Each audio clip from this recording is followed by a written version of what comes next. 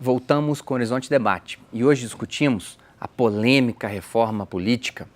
Professor Camilo, quando você falava da crise dos partidos, queria que você concluísse antes de passar a palavra para a discordância do professor Dilma. Certo. Na verdade, eu acho que o cerne de qualquer sistema político são os partidos, porque são os partidos a parte institucional que a gente consegue canalizar as insatisfações. O problema, na verdade, é quando você tem uma fragmentação. A doutrina estrangeira, por exemplo, Sartori, entre outros, falam que a partir de 10 partidos políticos você já está num sistema fragmentado. Então, a partir do momento que a gente começa a ter uma diversidade muito grande, as próprias lideranças começam a se pulverizar e aí você começa a ter que manter um número muito grande de partidos políticos em troca de um apoio. Então, aí sim começa a fragmentar. E talvez seja a consequência da última pergunta, por que estão tendo outsiders, ou seja, por que estão tendo políticos que, em tese, negam a política? É justamente porque não está tendo mais a vinculação entre o candidato com o próprio partido, porque o próprio partido, com exceção de 2, 3, também já não tem uma vinculação programática. Sim, professor Dilma. Eu penso que, primeiro, quando ele citou alianças espúrias, as alianças não são exatamente espúrias para governar, não. Todos os partidos coligaram entre si. Por exemplo, o PSDB já coligou com o PMDB, o PT coligou com o PMDB. O problema é que quando se faz alianças, se espera que quem aliou vai aliar e ajudar a governar, né? Acontece que em um determinado momento, segmentos do PMDB, porque corruptos tem em todos os partidos. Não tem corrupto só num partido ou no outro, exatamente. A corrupção é uma coisa que tem a ver muito mais com algo da cultura do próprio sistema político, né, da história política brasileira, e tem corrupto em todos os partidos. Alguns têm até mais, outros menos.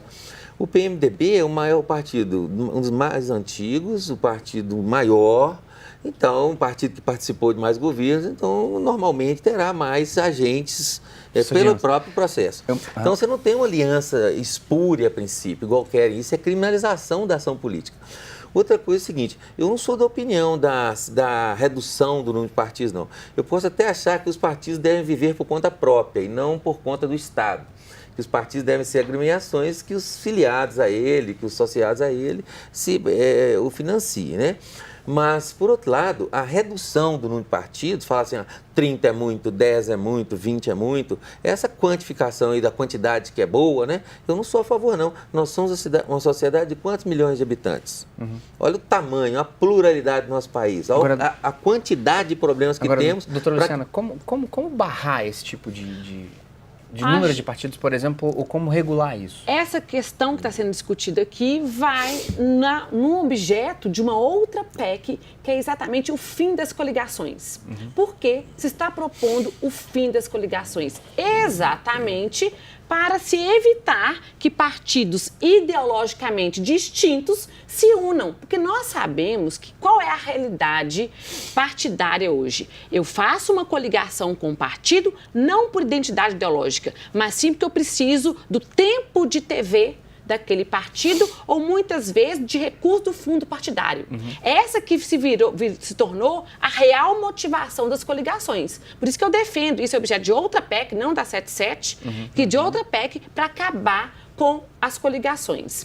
E mais, dentro da questão, né, que está sendo colocada, criar-se uma cláusula de barreira. Porque o que nós temos? Aí vamos na questão do fundo partidário. Hoje, todo partido sobrevive do fundo partidário. Que é uma verba de quase R$1 bilhão, né? 892 que milhões de reais. Que é exatamente para manter o partido, inclusive em anos não eleitorais. Bom, com essa questão do fundo partidário, nós temos que um partido que às vezes não tem nenhum representante no parlamento e ele tem o recurso do fundo partidário. Mas aí eu pergunto, para defender qual ideologia se ele não fez nenhum representante que esteja, por exemplo, na Câmara dos Deputados? E mesmo assim, ele vai ter o recurso do fundo partidário? Então, eu entendo que essa cláusula de barreira, junto com o fim das coligações, seria realmente um grande avanço para o Brasil. Como se governa sem coligar, professora? Como que um partido governa sozinho? Isso é totalmente impossível, você estabelecer um governo que governa um partido só. Nem é adequado, dado a diversidade da temática. Eu vou ser um pouco, professor Dimas, advogado do diabo, porque governar como tem sido feito tem sido um balcão de negócios. É um balcão de negócios, exatamente. É um balcão de negócios. Agora, o problema é o tipo de negócios. Quando são negócios de distribuição apenas de recursos para fins de corrupção, aí você vai falar de negócio sujo. Agora, quando são interesses coletivos e quando são interesses, né, que na verdade são interesses da nação, que são discutidos e são negociados, isso aí é importante que haja pluralidade no debate, senão caminhamos para quê? Sabe, uma sociedade da... Professor Dimas, para fazer o meio termo aqui, pelo que eu entendi da professora Luciana, veja bem, eu concordo da gente instituir cláusula de barreira, porque partido deve representar a população, ou seja, partido grande com voto, até mesmo para você ter peso, a oposição com peso, situação com peso. Agora, as coligações, eu particularmente sou contra se proibir. Como que a gente reduz partido? Não é pelo veto, não é pela caneta, é pela política, ou seja, é pelo voto do pessoal. A partir do momento que a gente faz, a gente quer limitar a coligação, não é extinguir a coligação. Tem um mecanismo que chama federação de partidos. Como é que funciona isso? Ele é até objeto também de uma outra PEC. Essa federação de partidos, e ela também é defendida por partidagem da esquerda como da direita, quer coligar? Pode coligar, desde que sabendo que uma vez você coligando no sistema eleitoral, vocês vão ter que se comportar como se fosse um único partido, com um único líder durante 3 anos subsequentes, ou seja, apenas no último ano do mandato, da legislatura, você pode sair, caso não foi um casamento feliz ou não. Mas, ou seja, você vai ter que pensar 2, 3, 4 vezes sobre com qual partido. Será que tem afinidade ideológica ou afinidade pragmática? Porque, certamente, o professor Dimas falou que nem toda aliança é espura, de fato, né? Agora, a partir do momento que a gente tem um vínculo entre o sistema eleitoral com o sistema de governo pela federação, a gente vai valorizar as eleições que são, de fato, programáticas e a gente vai desvalorizar as meramente pragmáticas. Porque eu acho que a pluralidade partidária facilita a identificação do cidadão com os partidos. A diminuição do número dos partidos é que dificulta essa representatividade. Então, se você tem mais partidos que representam movimentos, porque cada dia nasce um movimento novo. E cada movimento novo pode se transformar num partido. Cada demanda da sociedade nova pode se transformar num partido, numa tendência. Então, você poderia ter partido, por exemplo, do movimento LGBT, você poderia ter, como teria, né, Partido Verde, com o intuito de ser verde, né? O já existente Partido da Mulher Brasileira. O da Mulher Brasileira só tem homem barbado, como diz assim, mas Partido da Mulher, por que não? Partidos que englobassem Partido da Causa Indígena, Partido Negro, por que não? Inclusive, o seguinte, eu sou radicalmente contra o que se propõe de distritão, porque o distritão, ele concentra na mão de pessoas, destrói com os partidos. Né? Então, eu sou tão a favor dos partidos que eu quero mais partidos e não menos. Aliás, quanto mais, melhor. Agora, né? Quanto mais, melhor, porque mais canais de diálogo, mais canais de o povo para lá, você diz, o partido é o canal, né? Então, mais canais, mais a representação se alastra. Agora, doutora Luciana, eu posso dizer, então, já concluindo na metade do programa, na metade do segundo bloco, de que o que estamos vendo é a pior das decisões, se falamos de distritão.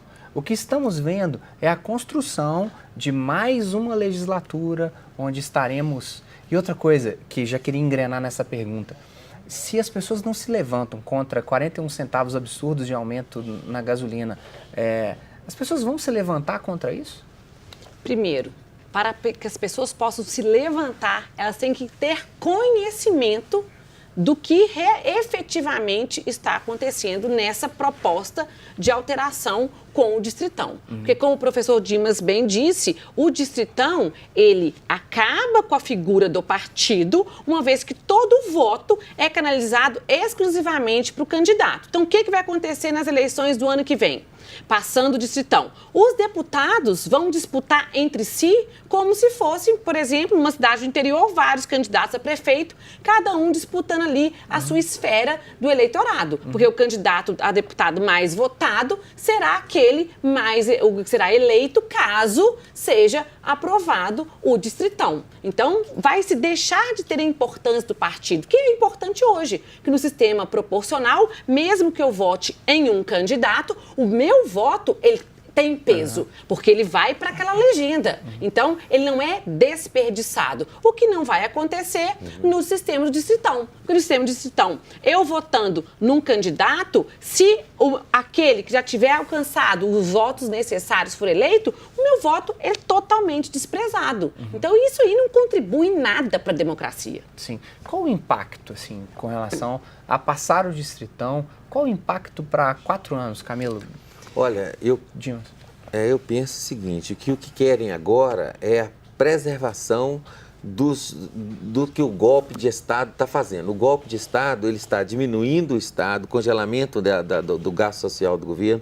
O golpe de Estado está entregando as nossas riquezas naturais, a nossa floresta amazônica, as nossas terras. O golpe de Estado está entregando a previdência para a mão do privado, porque a previdência pública praticamente acaba. O golpe de Estado está acabando com a legislação trabalhista, diz que vai acabar com a justiça do trabalho. Diminuindo a participação dos movimentos sociais. O golpe de Estado, então, para evitar a participação dos movimentos sociais, da possibilidade de eleição de lideranças novas, lideranças populares, o golpe de Estado está dando um segundo momento, que é a perpetuação dele, de forma que vai permitir que apenas lideranças comprometidas com o que está aí, né, o que está se estabelecendo, se elejam na próxima eleição.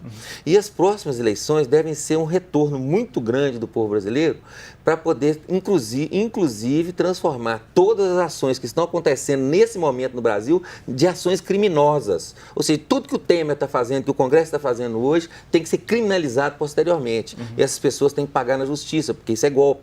Estão fazendo em cima de uma situação totalmente fora do campo democrático, a partir do momento que destituíram ilegalmente uma presidente eleita. Sim. Professor Camilo, no terceiro bloco já volto contigo, como fizemos no segundo. Vamos para um breve intervalo. Até daqui a pouco.